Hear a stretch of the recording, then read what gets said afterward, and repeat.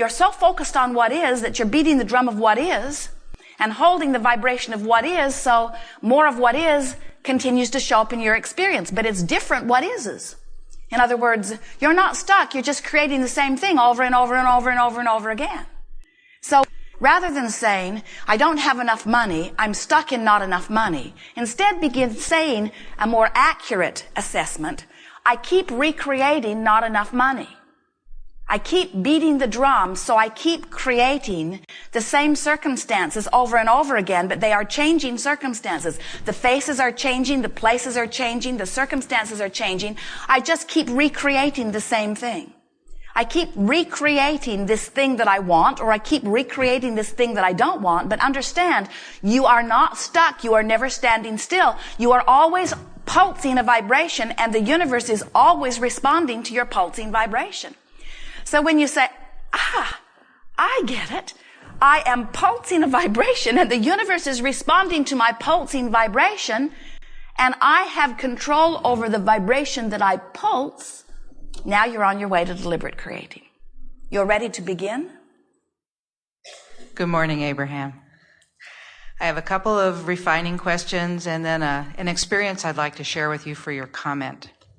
So, to start, as I've been practicing, for me, my practice became following the path of most allowing after a conversation we had about a year ago.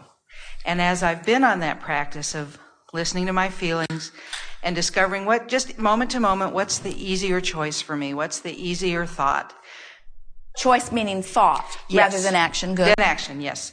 Just feeling better right now and relaxing into whatever the moment is that's with me.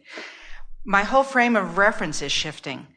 I used to be a very linear planner, very organized, always on time wherever I went, planning year, and knowing who need to do what, when to get it done.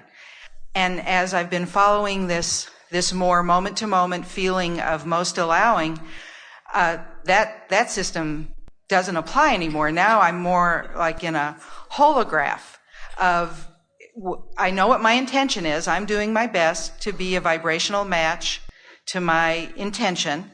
And then life comes to me and I respond right here and right now.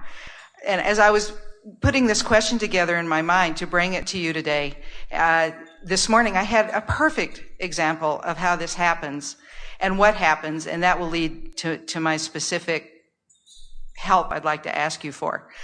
This morning, we had some time between breakfast and coming in, so we went back to our room and I started going through my emails, and typically the person that I am, I would have been down here a half an hour early and in my place and ready to go so that I'd be here on time. And at about 3 minutes before the conference began, Alan, my partner, said, honey, it starts in 3 minutes. And I looked over my emails. I was totally engrossed in what I was doing. And I was like, oh, wow, 3 minutes. And I felt just a moment of anxiety because I didn't know if I'd be here late because I like to be on time. So I started giving myself, softer thoughts. I'm sure we'll get there on time. I know everything's okay. We're signed up. All the things that I could say to myself. And lo and behold, of course, we got here just seconds before Jerry rang the bell to pick out the evil ones. And I wanted to be here for that. And so what I would like help with is, it's a very subtle refinement, but I'd like for my ability to be relaxed in this more spontaneous movement of moment to moment, trusting the cues that the universe always gives me. Alan told me just at the right time, close your computer, we're going now. I'd like you to help me find that path just to that next step of softening and trusting so that I can bypass more of that moment of anxiety. Well, you're amplifying the two approaches that we were talking about earlier as we talk about the science of deliberate creation and the art of allowing. because the science of deliberate creation sounds a bit more like what you said you used to be, where you would plan way down the road. Mm-hmm. And the art of allowing sounds more like someone who intuitively follows the inspired whim and always ends up at the right place at the right time. And what we're encouraging is a marriage of the two. Let's say that you are anticipating a year down the road. You are anticipating that you'll be joyful. You are anticipating that you'll be healthy. You're anticipating that you'll be prosperous. There is a wonderful thing that happens when you project into your future experience, because you send a rocket that the universe actually actualizes around. But what happens with so many of you when you think in terms of planning a year down the road or a week down the road, and we could feel it within you, you've been thinking that that planning was about what you were going to do, where what we want you to think in terms of is you're wanting to project your thoughts so that you give the universe plenty of time to get things lined up in the way that you think you would like them to be. Now, we want you to feel the hands-on of deliberate creation. We do not think that you, or most anybody who is deliberately creating, who is accustomed to being the creator of your own experience, would be very happy in just sitting back and following whims and not deciding. There is such power in decision. Those goals that you've been setting are a form of deciding. They're a form of lining up the energy. So then this comes back to what we've been talking about their step 1 and their step 2 and their step 3. Step 1 is the deciding factor, the asking for what you want, the telling it like you want it to be. Step 2 is the universal forces and all things that come into bringing that about. And then step 3 is the holding yourself as best as you can in vibrational alignment with what you are wanting. Right.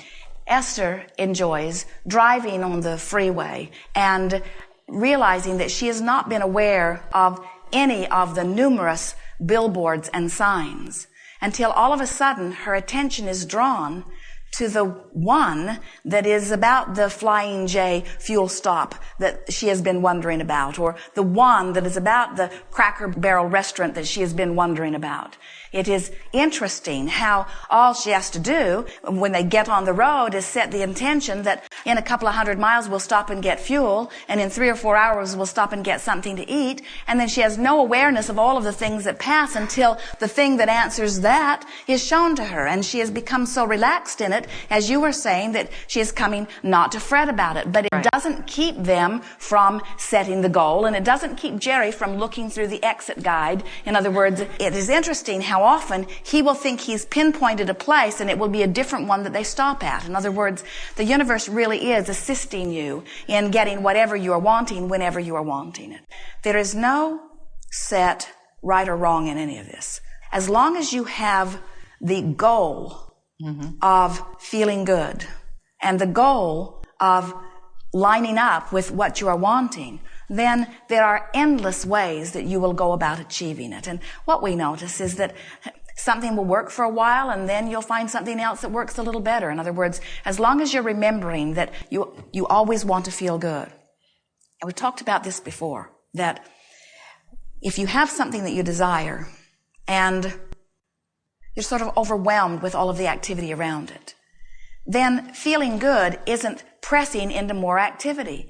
Feeling good is backing off a little bit. Right. But if you back off into inactivity, that doesn't feel good either. And so if you've got your finger on the pulse of what feels best, then you'll always have the right inclination at the right time.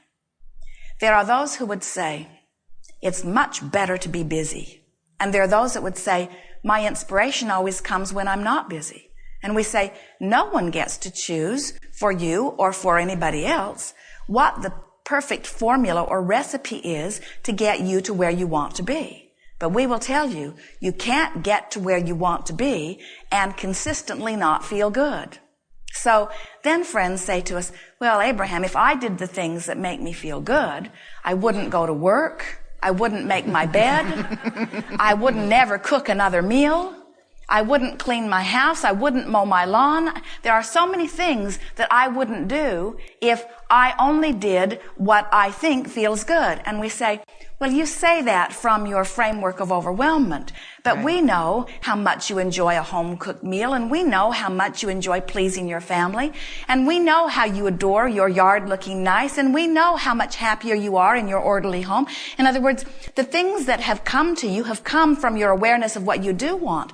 But where you get out of balance is you find all of these things that you want, and you think that you've got to focus upon all of these things at the same time. So you make these lists of all of these things that you need to do, and then you get out of sync because you are asking too much to flow through you and through your attention at any point in time. So we try to ease you all, and specifically you here as we are visiting with you, by saying to you, accept that there are universal forces that are assisting you, and treat those universal forces as if they are a manager that you can rely on and depend on, and do more delegating of more down the road stuff and more interim stuff. Do your long range delegating to the universe. So say, universe, in 10 years, I want to be making $200,000 more than I am right now. Make that statement if that would be pleasing to you. Universe, in 5 years from now, I'd like to live in a whole other part of the country or in a whole other part of this city. Would you please get that going for me? And then don't put it on your list. Don't go out there every day and look for property. Don't beat up on yourself that you don't have the money to make the move. Delegate it to the universe, and today you tend with what's really on your list. And let plenty of what's on your list be about taking your walks and feeling good and listening to things that are funny and looking for things that feel good and spending time with people that make you feel good and perusing thoughts that feel good. In other words, make your list of things that please you as well as about things that you need to do, but delegate your long-range planning to the universe. Right. So that falls into the category of make a decision and make it right.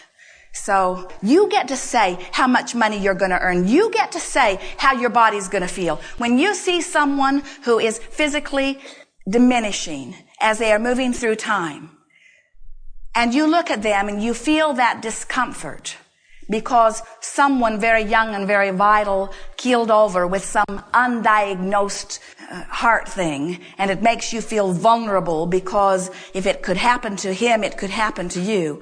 When that awareness comes to you, stop in the middle of that and say, wait a minute, I get to decide. Universe, I choose health. I choose vitality. Get on that for me, will you?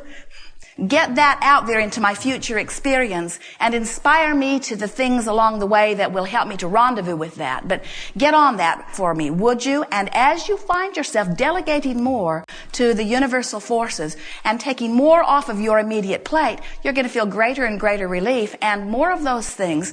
Like you said, your mate gave you the information that you needed. Esther laughs. She will have Magellan, which is guiding her, and it will have been loud enough that it was keeping Jerry awake while he was sleeping, so Esther will have turned it down so that it won't bother him.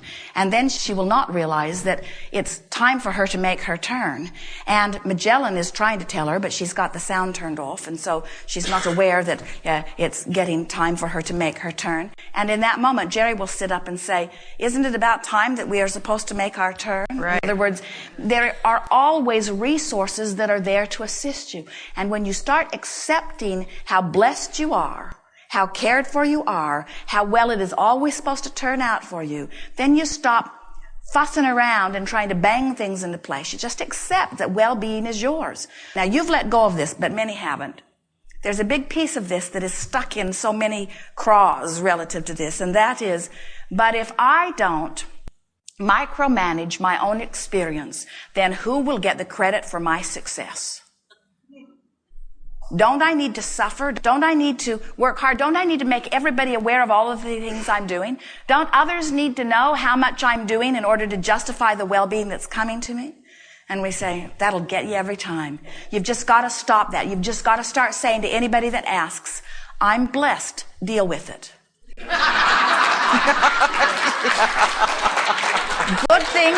Good things just come to me. I don't justify my well-being anymore. I don't work hard.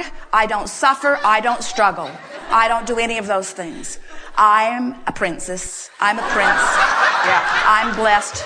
Good things just come to me. It's the way it's supposed to be. You are too, say to them. You are too. Took me a while to figure it out, but now I've got it figured out. I don't struggle.